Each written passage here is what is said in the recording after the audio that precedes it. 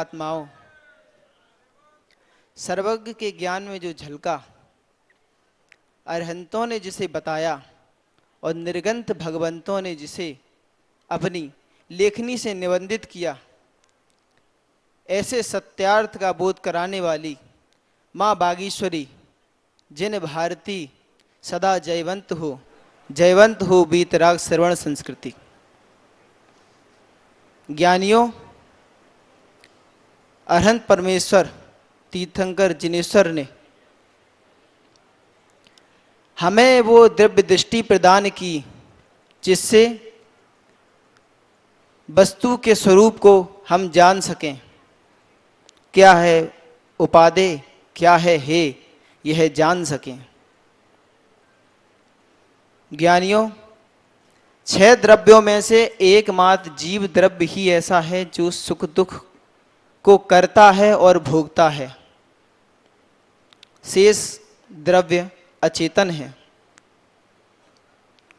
संसार में जीव जन्म अकेला लेता है, संसार से जाता है तब भी वह अकेला होता है, कर्मों को करता है तब भी अकेला होता है, और जब कर्मों को भोगता है तो वह अकेला ही भोगता है। आचार्य भगवान कुंद कुंद देव ग्रंथराज श्री वासाणुपेखा जी में लिखते हैं,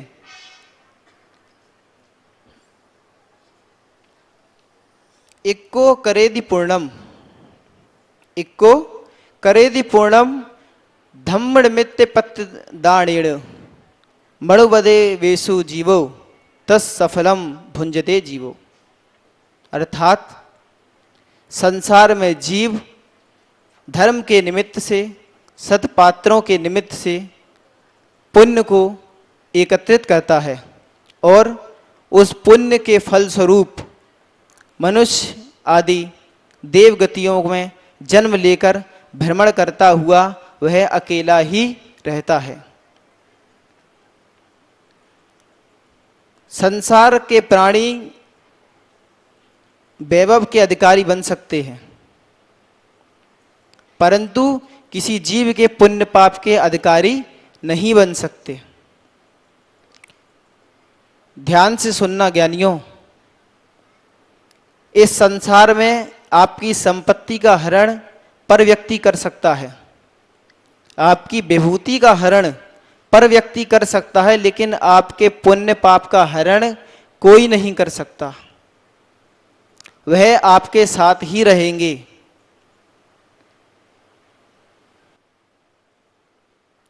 अवधपुरी में जब दशरथ के चारों पुत्र शिक्षा प्राप्त कर अयोध्या पहुंचे तो अयोध्या में उत्सव मनाया जा रहा था। सारी प्रजा खुश थी कि अब राम का राज्याभिषेक होगा, अब राम राज आएगा। लेकिन बाहरी कर्म की विचित्रता, किसे पता था कि जिसका राज्याभिषेक होना है वह होगा या नहीं। जिस पिता के हाथ से उन्हें सिंहासन मिलने वाला था, उनका राज्याभिषेक होने वाला था, उन्हीं पिता ने अगली सुबह उन्हें वनवास के लिए भेज दिया। सच कहा है किसी ने, ईर्ष्यालुओं को किसी का सुख हजम नहीं होता। वह पल पल प्रति क्षण वो अवसर ढूंढते हैं कि मुझे कौन सा अवसर मिले कि मैं सामने वाले को दुख दे सकूं। कैकेयी ने राम को वनवास तो दिलवा दिया, उनका राज्य छीन लिया, लेकिन उनके पुण्य को वह नहीं छीन पाई। वह जंगल में रहे फिर भी राजा की तरह रहे। जंगल में उन्हें किसी भी प्रकार का दुख नहीं हुआ। वह 3 लोग, राम लक्ष्मण और सीता, जंगल में रहे जैसे अपने राज्य में रहते हैं। सभी लोग उन्हें हाथों पर रखते थे। ज्ञानियों, आचार्य भगवान ने एक सूत्र दिया है जो आज के समय में हर बच्चे को कंठस्थ है। वह सूत्र क्या है? सबके दिन एक से और सब दिन एक से।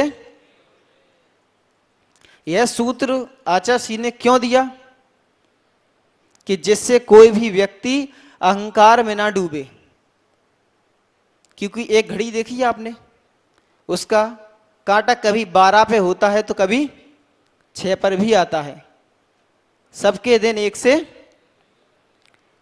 लेकिन कहते हैं कि प्रक्षीण पुण्यम विनश्यते विचारणम। जिस व्यक्ति का पुण्य क्षीण हो जाता है, उसे कितना भी अच्छा सूत्र दे दो, वह उसका विपर्यास ही करता है। एक बहू थी, वह अपनी सास की प्रतिदिन सेवा किया करती थी, प्रतिदिन सेवा किया करती थी, और उसकी सास उसे प्रतिदिन ताने मारा करती थी। तो वह एक ही बात सोचती थी कि सबके दिन एक से। इस बात को उसे इस प्रकार सोचना था कि आज मेरी सास मुझे कष्ट दे रही है, लेकिन एक दिन वो मुझे कष्ट नहीं देगी। लेकिन उसकी सोच क्या थी? इस सूत्र का उसने विपर्यास कैसे किया? वह सोचती है कि ठीक है सासू माँ, आज आपका दिन है, आप मुझे सता लो, कल मेरा भी समय आएगा। और समय बीतता है, जब सास वृद्ध हो जाती है, तब वह बहू से कहती है कि बेटी मुझे पानी चाहिए। तो बहू पहले तो मन ही मन मुस्काती है और क्या बोलती है कि अब आया ऊंट पहाड़ के नीचे। वह खुश होती है कि कल तक मेरी सास मुझे परेशान करती थी, आज मेरा टाइम आया है, अब मैं इसे परेशान करूंगी। तो जिस सूत्र को भगवान आचार्य भगवान ने किस लिए दिया था? जिससे व्यक्ति कभी अहम में ना डूबे, उसी सूत्र से वो अहम में डूब गई। जब सास उसे पानी मांगे तो वो क्या बोले कि अभी है नहीं, कल दूंगी, जाओ सो जाओ। और सास रोते रोते सो जाती थी। लेकिन अगर इस सूत्र का उसने सम्यक उपयोग किया होता तो वह दुखी नहीं होती, ना सास दुखी होती, ना बहू दुखी होती। क्योंकि बहू विचार करती कि आज मेरी सास मुझसे क्रोध कर रही है, लेकिन वह भी मुझे एक दिन माफ कर देगी। और सास भी क्या सोचती कि मैंने अपनी बहू पर क्रोध कर कर अच्छा नहीं किया, और वह पश्चाताप में डूबती और अपनी बहू से क्षमा मांगती कि बेटी मैंने तेरे साथ अच्छा व्यवहार नहीं किया। आप में से कितने लोग हैं जो प्रतिदिन मंदिर जाते हैं? तो मंदिर में आपने मेरी भावना की एक लाइन पढ़ी होगी कि सुखी रहें सब जीव जगत के। पढ़ी है कि नहीं? तो क्या वह लाइन पढ़ने से जगत के सारे जीव सुखी हो जाएंगे? उसके लिए आपको प्रमाद छोड़ना पड़ेगा।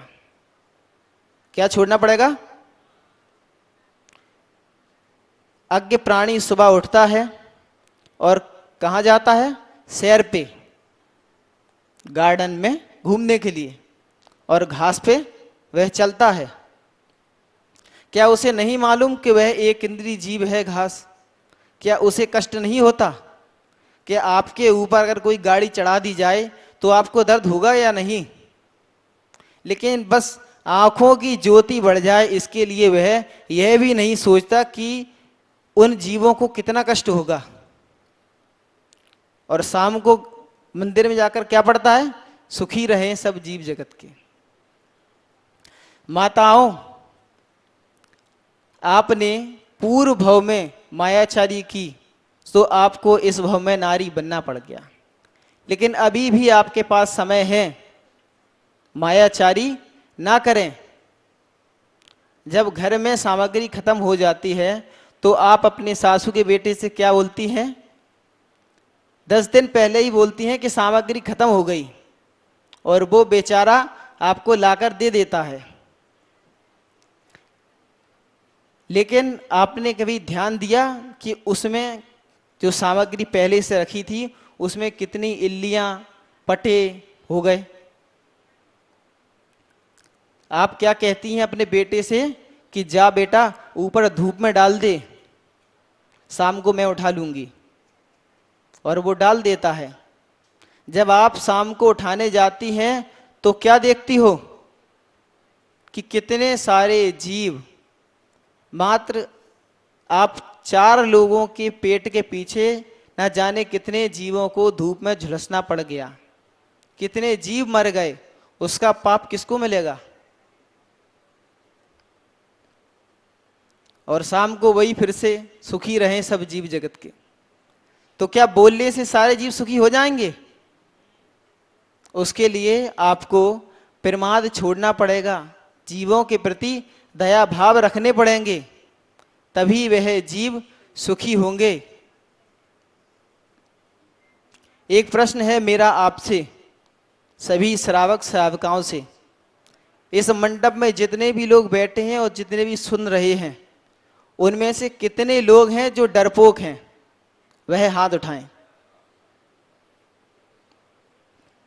और कितने लोग हैं जिन्हें डर नहीं लगता, वह निडर हैं?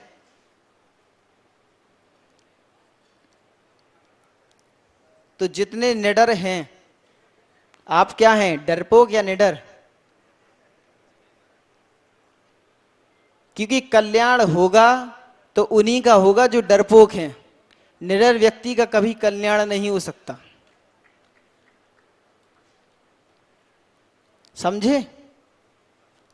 जो पापों से डरते हैं वही श्रावक, व्रती, मुनि और भगवंत बनते हैं। जो डरते ही नहीं वह संसार में लगातार पाप करते रहते हैं और इस संसार में भ्रमण करते रहते हैं। इसीलिए डरना सीख जाओ, क्योंकि जब तक डरेगा नहीं तब तक मोक्ष मिलेगा नहीं। इसीलिए आज से, अभी से, इसी क्षण से डरना सीख जाओ, क्योंकि निर्वाण तभी मिलेगा जब तक डरेगा नहीं। इसलिए निर्वाण पाने के लिए डरना जरूरी है। इसी के साथ आचार्य भगवान विशुद्ध सागर जी महामुनि राज की जय।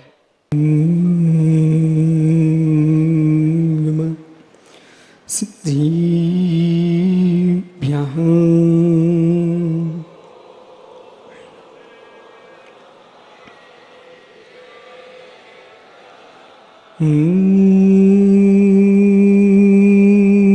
नमः सिद्धिभ्यः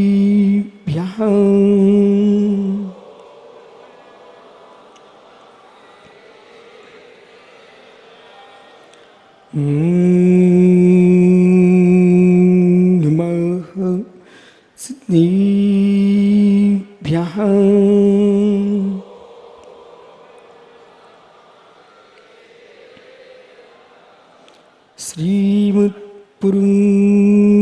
श्रीमत्पुरुगुम्भीरं स्याद्मामोगलाञ्छनं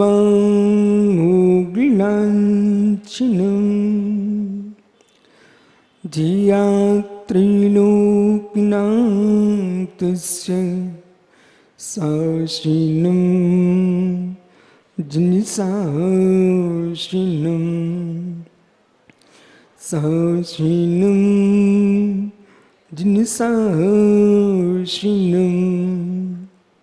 साशिनं जिनसाशिनं डमोरिताडुं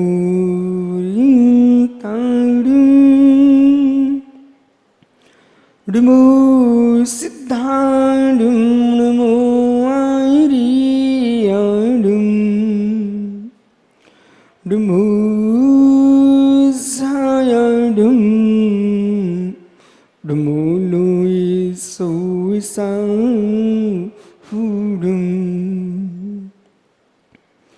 अनंत अनंत पुरुष सिद्ध भवानी की, एक जड़वान शीतलनारायण स्वामी की, एक चटगान बासपूज्य स्वामी की, एक चटगान महावीर स्वामी की, परम पूज्य आचार्य भगवान कुंद कुंद स्वामी की, परम पूज्य आचार्य विराग सागर जी मुनि महाराज की, अहिंसामय विश्व धर्म की, जय बोलिए अध्यात्म के आचार्य भगवान श्री विशुद्ध सागर जी गुरुदेव की, समस्त आचार्य संघ की, नमोस्तु शासन, नमोस्तु शासन, नमोस्तु शासन।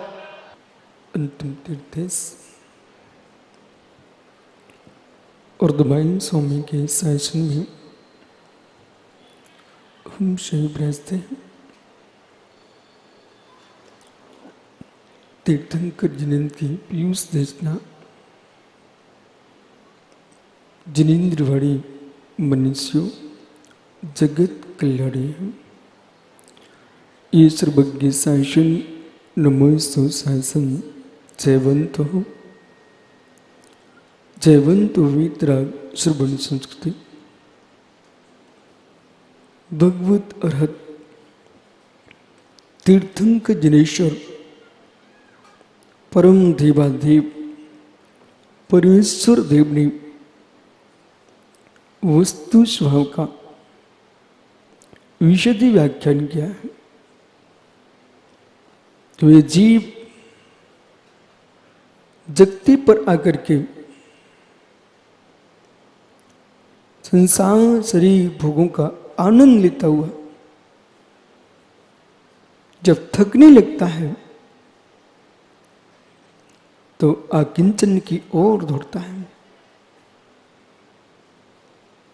एक विश्राम, एक थकान व्यक्ति के मस्तिष्क में प्रवेश करती है तो सहज उदासीनता का जन्म होता है।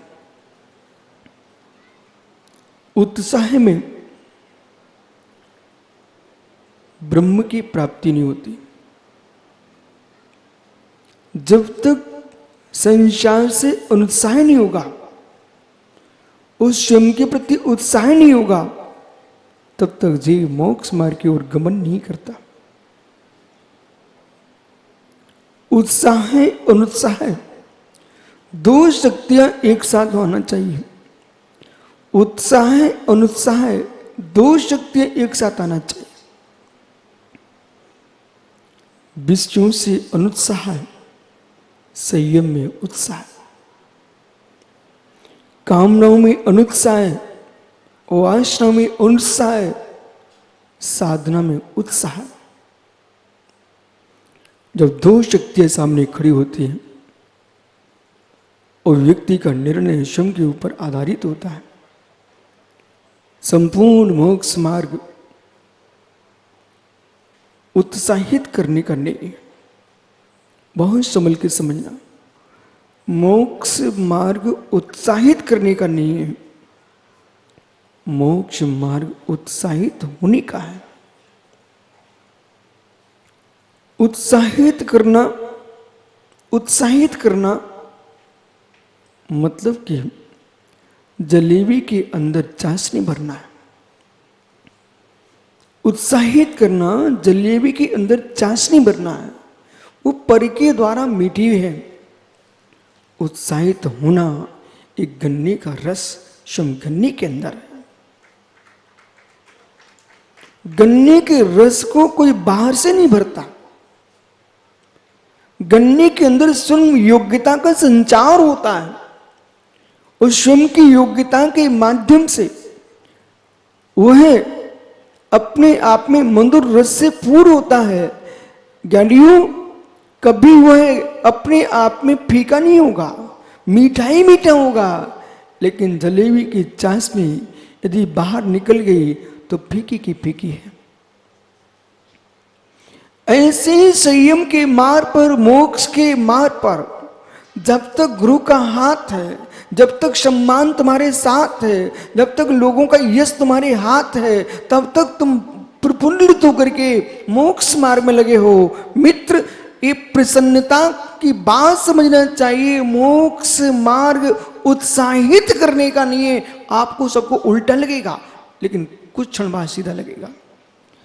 उत्साहित करने का मार्ग नहीं है, उत्साहित करने का मार्ग नहीं है, उमंग उत्पन्न होने का मार्ग है। मोक्ष मार्ग आह्लादित परिणाम है, आत्म आह्लाद का नाम मोक्ष मार्ग है। मुमुक्षु जीव इस बात को जानता है कि जलेबी की चाशनी नीचे टपक जाए तो फीकी की फीकी होगी। ऐसे दूसरे के उमंगों से, दूसरे के उत्साहों से तुम गदगद होकर के धर्म का पालन कर रहे थे। जिस दिन लोग तुमको दिखना बंद हो जाएंगे, तुम्हारा संयम का पलना बंद हो जाएगा। दूसरी कढ़ाई रखी सामने, तैयार से निकली जलेबी और बड़ी कढ़ाई में डूबा दी चाशनी में। वो मेरे मित्र, तुम निकले तो फीके के फीके थे, पर दूसरे की चाशनी से मीठे हो तो फीके के फीके, दूसरे की चाशनी से मीठे हो। और मेरे मित्र, कहीं किसी ने चाशनी नहीं भरी तो तुम्हारा जीवन फीका निकल जाएगा। बियावान जंगल में, खेत में, सुनसान खेत में, एकांत स्थान पर गन्ने का पौधा खड़ा हुआ है। रात्रि के मध्यकाल में एक चिड़िया भी नहीं होती वहां, चिड़िया भी नहीं होती वहां, कोई भी नहीं है, सुनसान शांत। फिर भी गन्ना मीठा है, फिर भी गन्ना मीठा है।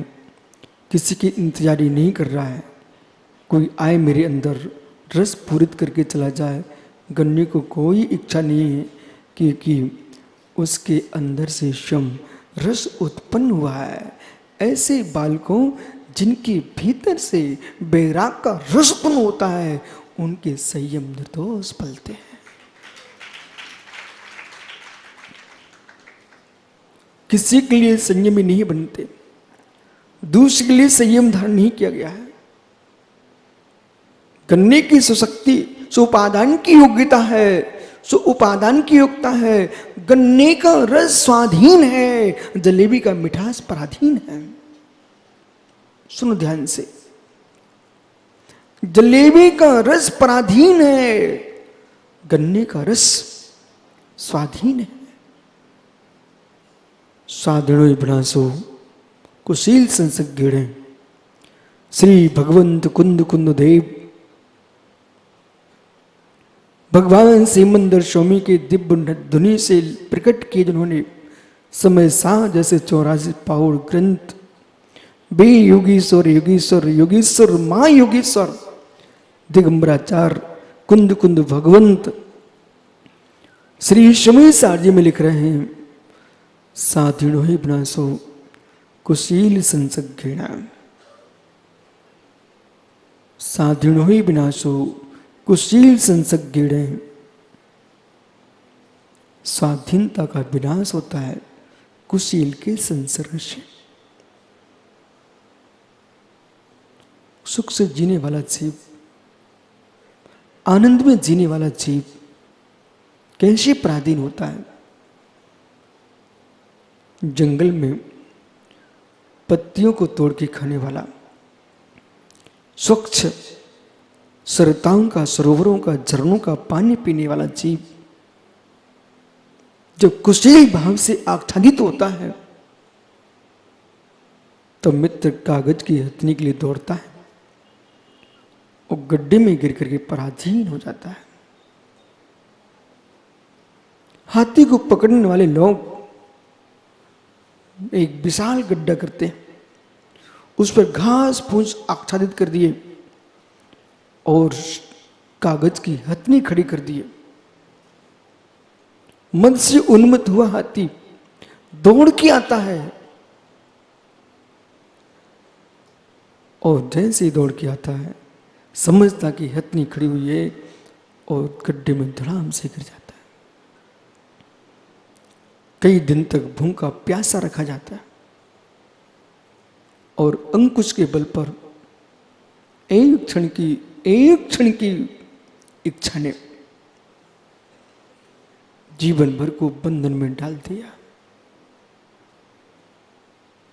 एक क्षण की इच्छा ने जीवन को बंधन में डाल दिया। जेलें भरी पड़ी हुई हैं, जेलें भरी पड़ी हुई हैं एक दिन की इच्छा ने। क्या चेहरा बच्चों को दिखाएंगे, क्या चेहरा भाइयों को दिखाएंगे, क्या चेहरा अपनी मां को दिखा पाएंगे, क्या चेहरा मित्र। रावण की ताकत तो देखो, 18,000 महारानियों को स्वामी, मेघनाथ इंद्रजीत जैसे इसके बेटे हों, विभीषण जैसा धर्मात्मा भाई हो, क्या चेहरा ऊंचा करके दिखा पाएगा। जानकी से कह रहा था रावण, जानकी से कह रहा था रावण, हे सीते आप मुझे स्वीकार कर लो, आप श्रुनपुरी लंका की महारानी बनोगी, पट्ट महिषी पद मंदोदरी पर नहीं होगा, आपके पास होगा। सीलबंती सीता ने क्या कहा, लंकेश, लंकेश आपको बोध होना चाहिए, कुशील से विभम केवलम मलम, कुशील पुरुष का वैभव केवल मल है पुण्य का, कुशील पुरुष का वैभव केवल मल है पुण्य का। साधु जन शील से दरिद्रता भी भूषणम, सुशील शीलवंत पुरुष की दरिद्रता भी आभूषण है और कुशील का वैभव मल है।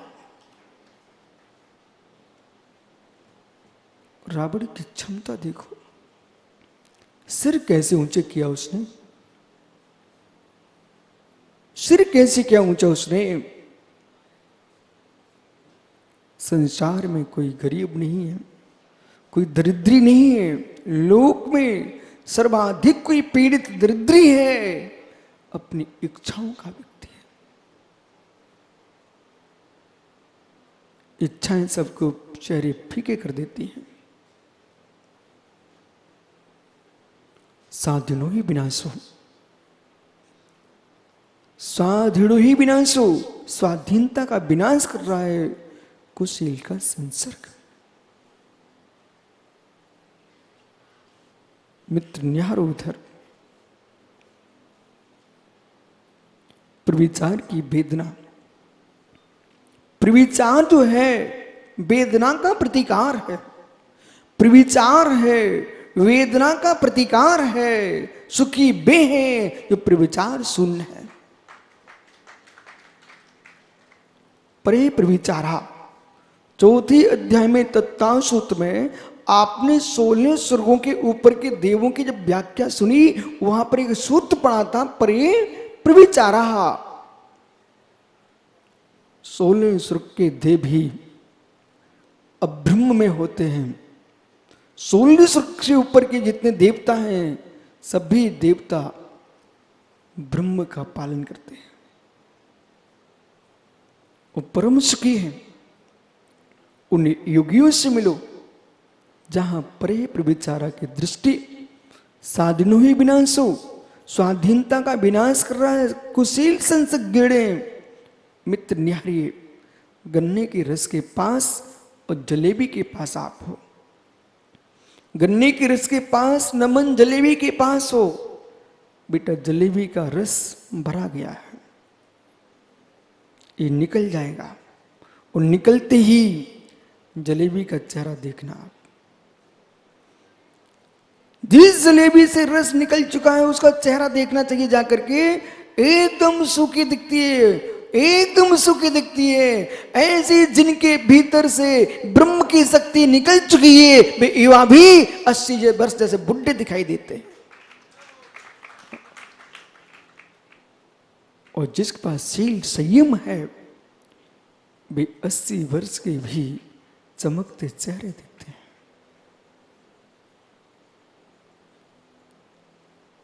बिना खाए पिए भी गाल पर चमक, बिना भोजन की भी चेहरे पर चमक, उसका नाम शील है, उसका नाम शील है, उसका नाम शील है।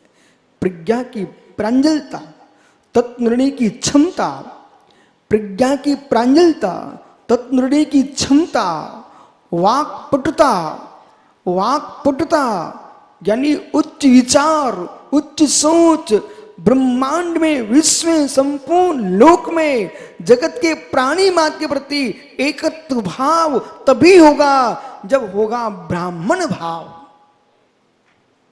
जब होगा ब्राह्मण भाव, ब्राह्मण भाव। धन्य वे ब्राह्मण, धन्य ब्राह्मण जिनके तक पर धागा नहीं, धन्य वे ब्राह्मण जिनके तन पर धागा नहीं, धन्य वे ब्राह्मण जिनके मन में राग की रेखा नहीं, धन्य वे ब्राह्मण जो ब्रह्म स्वरूप में लीन है, वे बीतरागी मुनिराजी परम ब्राह्मण।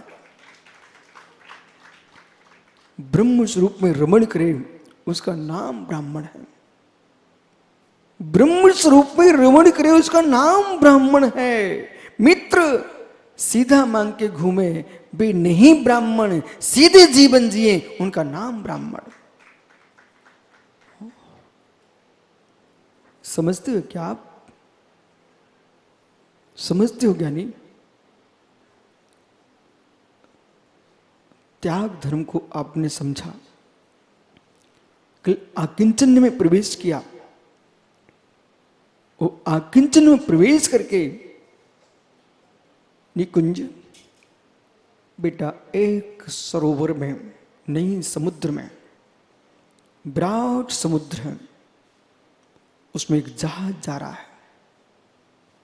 सभी बालक ध्यान दें, जितने युवा बैठे, आप अपने आप को शक्तिहीन मत समझो, आप अपने को दीन दरिद्री मत समझो। बेटा तुम महावीर की संतान हो, कायरों की संतान नहीं हो।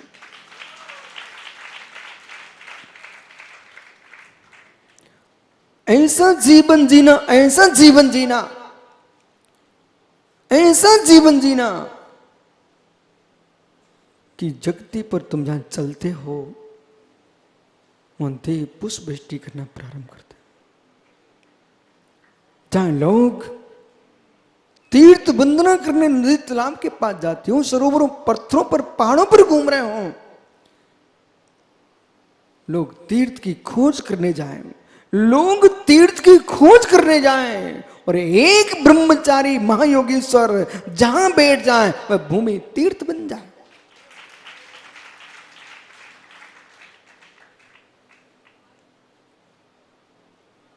तीर्थों की खोज भी करें जिन्हें तीर्थ का बोध ना हो, तीर्थों की खोज बे करे जिन्हें तीर्थ का बोध ना हो, तीर्थ का निर्माण वो करे जिन्हें तीर्थ का बोध ना हो। रेड़ते तीर्थ, रत्नात्रय धर्म ही तीर्थ है।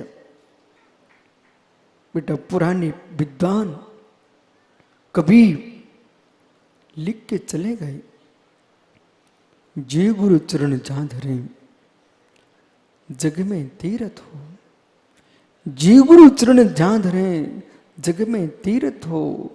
ऋषभदेव महागुरु ने अपने चरण रखे तो कैलाश पर्वत तीर्थ बन गया, केदारनाथ बद्री विशाल वे तीर्थंकर ऋषभदेव हैं। श्राप को शिवरार्थियों भूल मत कर देना, बद्री विशाल में जो बद्री विशाल है वे ऋषभदेव भगवान है। जे तीर्थ जे गुरु चरण जहां धरे, वे हमारे दो प्रकार के निकुंज गुरु होते हैं, पर गुरु, अपर गुरु।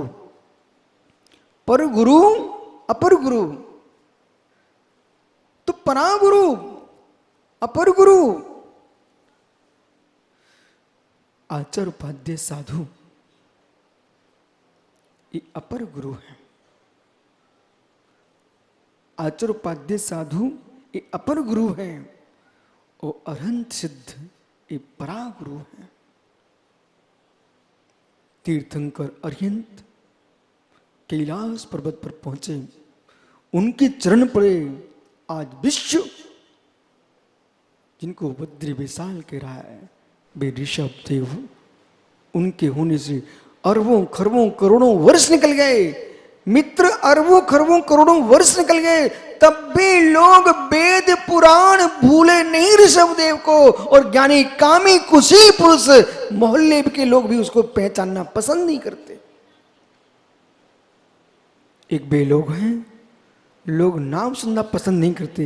एक बे लोग हैं ज्ञानियों जिनको करोड़ों करोड़ों वर्ष बीतने पर भी उनका नाम लेने पर अपने आप को धन्य मानते हैं। तीर्थंकर नेमिना स्वामी ने गिरनार पर्वत पर चरण रखे, तीर्थंकर नेमिना स्वामी ने गिरनार पर्वत पर चरण रखे। बेटा वो तीर्थ गिरनार निर्वाण भूमि नेमिना स्वामी की तीर्थ बन गई। भगवान महावीर स्वामी ने पामापुर में चरण रखे, वो पंपा पामापुर सरोवर निर्वाण भूमि बन गया।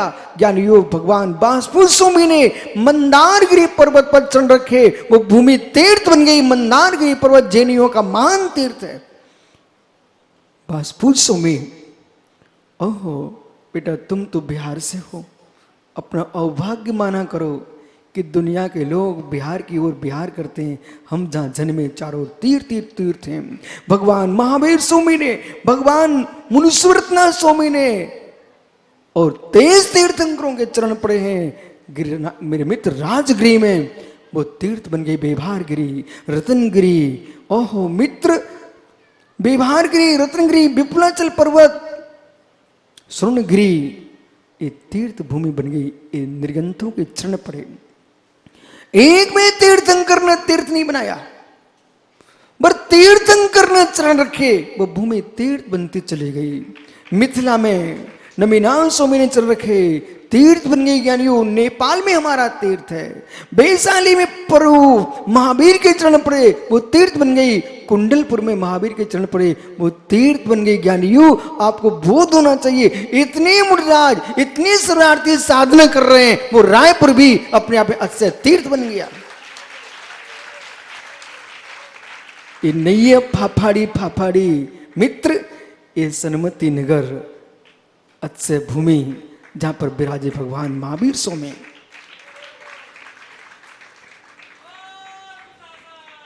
यानी कभी सोचा होगा आप लोगों ने, रायपुर के मुमुक्षुओं ने, कि हम जैसे शिव के लोगों के पास भी इतनी हरियाई होगी?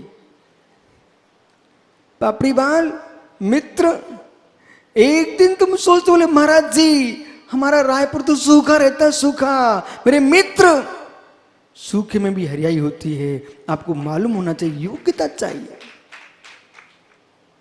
इसलिए ये भूमि आज से क्या हो गई? अच्छे भूमि सन्मति नगर फाफाड़ी। बैठो ज्ञानी, जे गुरु चरण जहां धरे जग में, कम से कम इतनी लाइन ही याद कर लो बेटा, जे गुरु चरण जहां धरे जग में तीर्थ हो। बोलो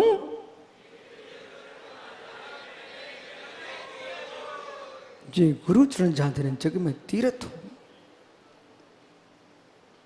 चाहे समुद्र का किनारा हो, चाहे नदियों के तट हो, चाहे पर्वतों की चट्टानें शिलाएं हो, चाहे समतल भूमि हो, इन बीतरागी निर्गंथों ने, चाहे कश्मीर हो, चाहे कन्याकुमारी हो, चाहे मेरे मित्र नेपाल हो, चाहे ज्ञानी आपको बोध होना चाहिए, चाहे मीनाक्षी हो, चाहे मेरे ज्ञानी बाला तिरुपति बालाजी हो, ये निर्गंथों की भूमि है।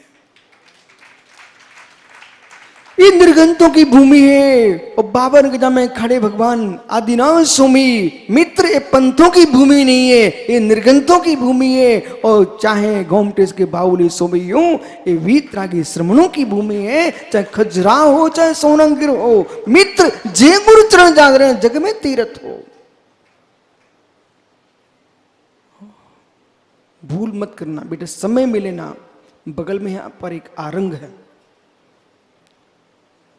छत्तीसगढ़, यहाँ से रायपुर से 36 किलोमीटर पर एक आरंग करके गांव है। जैसे खजुराहो में जिनालय खड़े हुए हैं, ऐसे जिन मंदिर वहां पर खड़े हुए हैं। छत्तीसगढ़ के श्रावकों को चाहिए कि आप मात्र रोटी पर ही ध्यान दो मत दो, संस्कृति पर भी ध्यान दो। एक एक तुम्हारा पाषाण खंड, एक एक पुरातत्व जो है, प्राचीन मंदिरों का ध्वंस मत करो, इनको संरक्षित करो और नवीन बनाओ, पुरानों का नाश मत करो। क्योंकि संस्कृति का इतिहास जो है आज के पत्थर से नहीं होगा, पुराने पत्थरों से ही होगा। इसलिए अपना इतिहास बनाने की चेष्टा मत करो, अपना इतिहास बनाने की चेष्टा मत करो, प्राचीन इतिहास को मिटाने की भावना मत भाओ। शील धर्म कहता है, मात्र स्त्री का त्याग करना ही शील नहीं है। 18,000 शील के भेद हैं, 18,000 शील के भेद है, 18,000। बैठ जा बेटा, 18,000 शील के भेदों में 10 धर्म भी शील के अंतर्गत आता है, महाव्रत भी शील के अंदर आते हैं, मान का अभाव भी शील के अंतर्गत आता है। आपने कितनी स्त्रियां छोड़ दी हो, स्त्री को चेहरा मत देखो, लेकिन अहंकार में डूबे हो, शील धर्म शून्य हो। मान के सामने बेटा वो भी कुशील है, क्रोध के सामने बेटा वो भी कुशील है, माया में बेटा वो भी कुशील है, यानी लोभ में बेटा वो भी कुशील है, छल कपट दम्भ में बेटा वो भी कुशील है। कम्मम मुसु कुशीलम, कम्मम मुसु कुशीलम, जितनी अशुभ कर्म है सब कुशील है, जितनी अशुभ कर्म है सब कुशील है, जितनी अशुभ कर्म है सब कुशील है। इधर देखिए सुरेंद्र भैया मुमुक्षु, आपके देश की भैंस का दूध 1 गिलास लाया गया और इतनी सुंदर भैंस का दूध आया जिसको निकालते ही उसमें मलाई की नहीं मक्खन आ गया। ऐसे भैंसे हैं जिनके दूध निकालते निकालते मक्खन आ जाता है, मलाई तो पानी पे आएगी, मक्खन आ जाता है। सुरेंद्र भैया आपके देश की भैंस जिसका मक्खन ऊपर दिखाई दे रहा है, ग्वाला निकाल रहा है थनों से, उसकी धार के गिरते गिरते मक्खन आ रहा है। ऐसा शुद्ध दूध, कोई पानी की बूंद नहीं डाली आपने,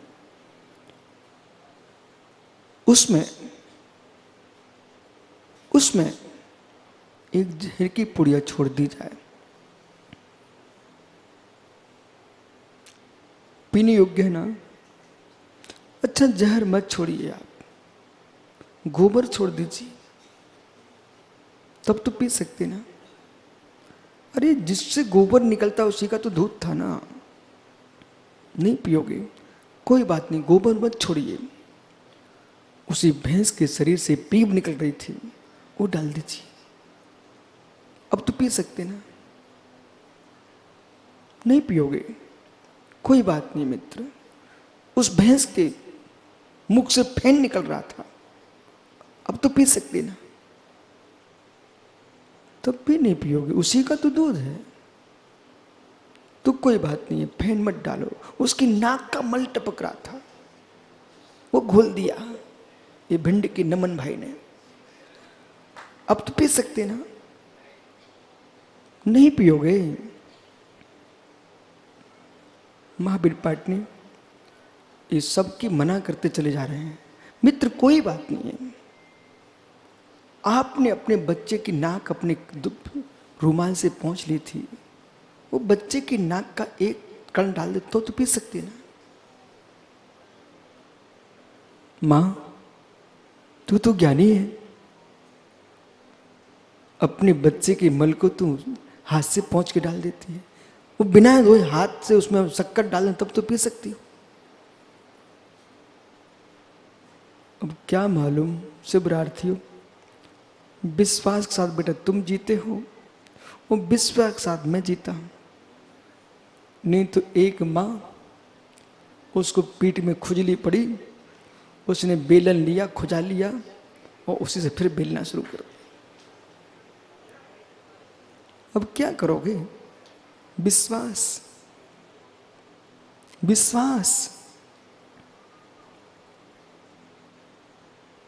उधर बच्चे की शुद्धि करा के आई और फिर आटा उसन दिया।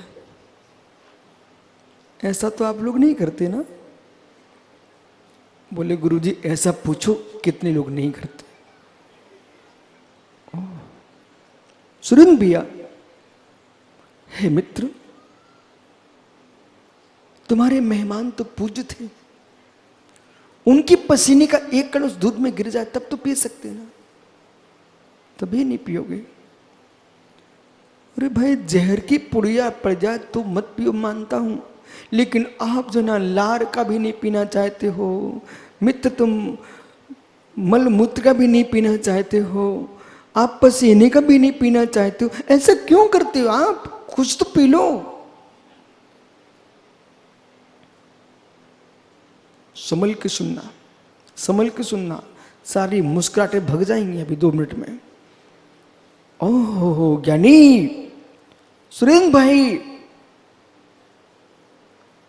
नहीं पी सकते हो? दूध में लार चली जाए तो नहीं पी सकते हो, और वासनाओं के राग में मुख की लार चली जाए तो जी सकते हो। हे मित्र, हे मित्र, जिस दुग्ध में, शुद्ध दुग्ध जिसमें मक्खन दिखाई दे रहा है, ऐसे दुग्ध में भी यदि आप पर वस्तु का मिश्रण करते हो, कोई भी वस्तु मिलाते हो, तो आप यूं कहते हो गुरु जी वो दुग्ध विकृत हो चुका है, विकृत दुग्ध को नहीं पी सकते हैं। तो ऐसे ही जिनके परिणामों के अंदर शुद्ध विशुद्ध निर्मल दुग्ध की भांति श्वेत परिणामों के अंदर, चाहे मान का कचरा हो, चाहे माया का कचरा हो, चाहे लोभ का कचरा हो, चाहे क्रोध का हो, चाहे काम वासनाओं का हो, चाहे परिग्रह के संचय का हो, आहार संज्ञा का हो, वह संज्ञा का हो, परिग्रह संज्ञा का हो, मिथुन संज्ञा का हो, कोई भी संज्ञा के भाव होंगे, वे सारे के सारे भाव कुशील भाव है, अवक्ष भाव है।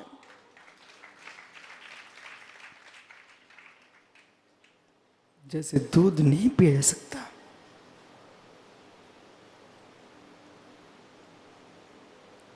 दूध नहीं पिया जा सकता, पर वस्तु मिश्रित, ऐसे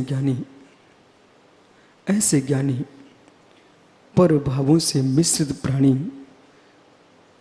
ब्रह्म स्वभाव को प्राप्त नहीं कर सकता। ब्रह्म स्वभाव परम आनंदभूत, ब्रह्म स्वभाव परम आनंदभूत, मोक्ष की कल्पनाएं करने वाले मोक्ष कभी नहीं जाएंगे। डायरियों पर नोट कर लो अशोक बाबू, मोक्ष की कल्पना करने वाले कभी मोक्ष नहीं जाएंगे। मोक्ष की कल्पना करने वाले कभी मोक्ष नहीं जाएंगे, विश्वास मानिए। मोक्ष की कल्पना करने वाले कभी मोक्ष नहीं जाएंगे, मोक्ष के नाम पर कसाय करके मरते रहेंगे, मिटते रहेंगे, लेकिन मोक्ष नहीं जा सकेंगे। योक्ष मोक्ष न कांक्षा समोक्षम मद्गच्छति इत्युक्तान तान्वेसी कांक्षा क्वापि न योजयेत्। मेरी तरफ देखो मित्र, बिल्कुल घबराओ मत। कल हमने आपसे कहा था, निकुंज से कहा बेटा दीपक उठा के लाओ, तो भाई दीपक लाया, जयेश बहुत देर तक खड़ा रहा। आज दोनों में खड़े होने की ताकत नहीं बची। ज्ञानी समझ में क्या बोल रहा हूं? मोक्ष की भी कामना करने वाला मोक्ष नहीं जा सकता। अब जिसको शरण भी मोक्ष की आकांक्षा, मोक्ष नहीं जा सकता। ध्यान दो,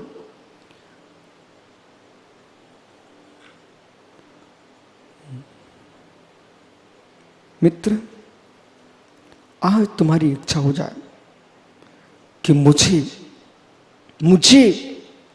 अनंत चतुर्दशी के दिन, अनंत चतुर्दशी दिन श्याम गौ की दुग्ध की खीर खाने का मन कर रहा है। करिए मन, करिए मन। क्या मन करने से तुम्हें खीर खाने को मिल रही है? दुग्ध लाना पड़ेगा, गाय लाना पड़ेगी, सुंदर साली धान्य का चावल लाना पड़ेगा, उसके अंदर शुद्ध शक्कर घोलना पड़ेगी, तब मधुर खीर मिलेगी। लेकिन वो तुम्हारे पास न तो गाय की व्यवस्था है, न तुम्हारे पास चावल की व्यवस्था है, न तुम्हारे पास शक्कर की व्यवस्था है, आपके पास मात्र इच्छा की व्यवस्था है। आपके पास मात्र इच्छा की व्यवस्था है, तो इच्छा की खीर खा लीजिए आप। ओहो, इच्छा के खीर के खाने वालों, इच्छा की खीर में इच्छा ही कर पाओगे, स्वाद नहीं ले पाओगे। ऐसे मोक्ष की इच्छा करने वाला मोक्ष नहीं पाएगा, मोक्ष की बात ही कर पाएगा। यानी खीर वही खा पाएगा जो बिना हल्ला किए घर की गाय का दूध तपा करके चावल डाल दीजिए, खीर बन जाएगी। और मित्र, उसमें कहने नहीं पड़ेगा कि मैं खीर खा रहा हूं, खीर खा रहा हूं। बंद करो तो खीर बन पाएगी, तब स्वाद चखोगे। बाल्टी का छेद बंद करो तब खीर आ पाएगी। मित्र, भावों के अंदर कुभावों का छेद बंद करो तब शील आ पाएगा। बिराजो भैया, भावों के अंदर कुभावों का छेद बंद करना पड़ेगा, फिर किसी का चेहरा नहीं देखना पड़ेगा। 24 घंटे, जानियो 24 घंटे जो सौधर्मेंद्र, राजू भैया, 24 घंटे जो सौधर्मेंद्र अपने सची के साथ रहता है, 24 घंटे सौधर्मेंद्र अपनी महारानी इंद्राणी सची के साथ रहता है। और जगत में सबसे सुंदर स्त्री इंद्र की इंद्राणी होती है। फिर भी यानी किसी भी पुराण शास्त्र में, किसी भी ग्रंथ में ये नहीं लिखा मिला, मुझे आज तक इतने ग्रंथों का अध्ययन किया लेकिन कहीं लिखा ही नहीं मिला कि सौधर्मेंद्र ने अपनी देवी सची के लिए देखने के लिए 1008 नेत्र बनाए हों। आपको कहीं पढ़ा मिला? और सौधर्मेंद्र इतना प्रिय होता है सची का, इतना प्रिय होता है, लेकिन सची इंद्राणी ने भी अपने स्वामी को देखने के लिए 1000 नेत्र नहीं बनाए। कोई नेत्र नहीं बनाए, 2 ही नेत्रों से देखी मात्र। सौधर्मेंद्र ने भी अपनी सची को मात्र 2 ही आंखों से देखा। लेकिन ज्ञानियों जो दूसरे के चेहरे देखते हैं राग से भर करके, उन्हें मेरे मित्र 2 आंखों से लोग देख पाते हैं। जो दुनिया के चेहरे नहीं देखते हैं राग से, उनके चेहरे मेरे मित्र सौधर्मेंद्र 1000 आंखों से देखता है। बेचेहरे सुंदर नहीं है, बेचेहरे सुंदर नहीं है जिनमें क्रीम लगी है, बेचेहरे सुंदर नहीं है गांधी भाई, बेचेहरे सुंदर नहीं है जिसमें लोचन लगा हुआ है। बेचेहरे श्रेष्ठ है जिनमें मेरे मित्र सील का लोचन लगा हुआ है।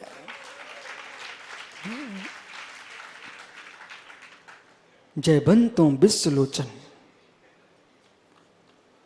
जयवंतो विश्वलोचन, कोई का नाम तो नहीं यहां पर विश्वलोचन, यानी जयवंतो विश्वलोचन। विश्वलोचन का तात्पर्य तीर्थंकर परमेश्वर, 3 लोक के लोचन यानी नेत्र। जयवंतो विश्वलोचन।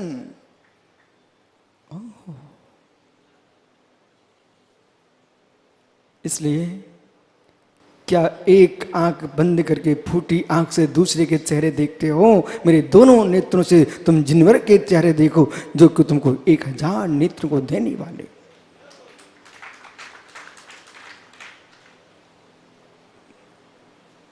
सदृढ़ो ही विनाशो, कुशील संसज्ञ सूत्र को याद रखो। इसलिए सौधर्म इंद्र भी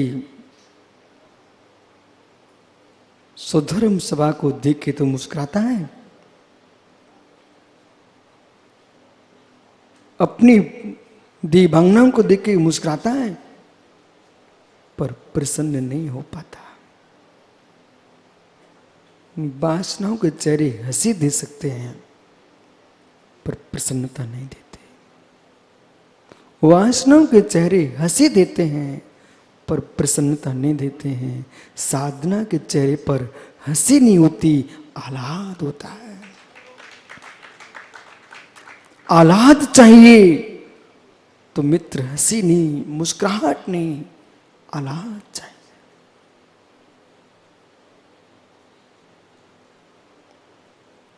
कम्मम मुसु कुशीलम। इसलिए मित्र, जिसने सील का पालन कर लिया, अंदर की बात में आपसे ऊपर एक बीच की महात्मा, भाई श्रावक श्रावक का धन्य हो। राजू भाई, मित्र समझ, विधि का विधान निकुंज। बेटा, एक कन्या वीतरागी मुनिराज के पास गई, सुन गदिया पुत्र। एक कन्या वीतरागी मुनिराज के पास गई, अंकित, जाकर के प्रणाम किया। हे स्वामी, हे स्वामी, सारे व्रत एक किनारे, त्रिलोक पूज्य व्रत, त्रिलोक पूज्य व्रत। आपने रोहिणी व्रत मांगे, 10 लक्षण मांगे, मित्र कितने कितने व्रत लोग मांग के चले गए। वे लोग धन्य हैं। एक ही श्रावक अभी आया था जो त्रिलोक पूज्य व्रत लेके गया है। त्रिलोक पूज्य व्रत।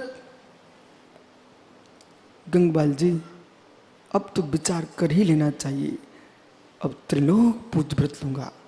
छोटे मोटे व्रत बहुत हो गए, त्रिलोक पूज्य। राजू भैया बैठ जाओ। त्रिलोक पूज्य व्रत।